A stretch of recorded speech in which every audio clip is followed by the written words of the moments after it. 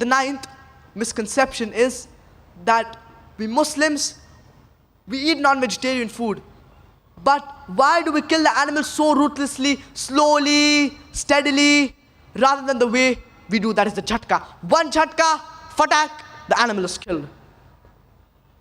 There was an argument between a Muslim and a Sikh.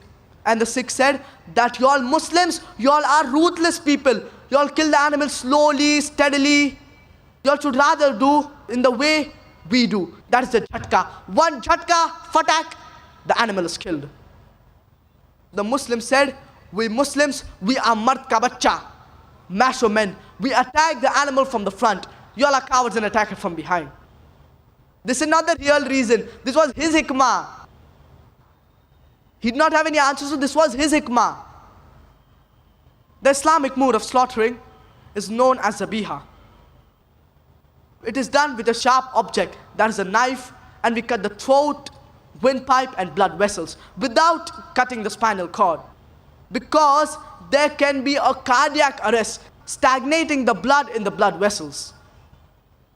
And the meat that is cut in the Islamic way, it remains fresh for a longer time than the other methods of slaughtering.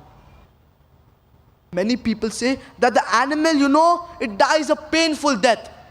The animal rather dies a painless death. But in the jhatka method, the animal dies sometimes after hours together.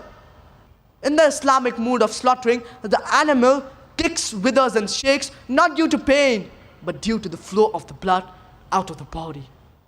So the Islamic mode of slaughtering is the best, the most humane, and scientifically also the best.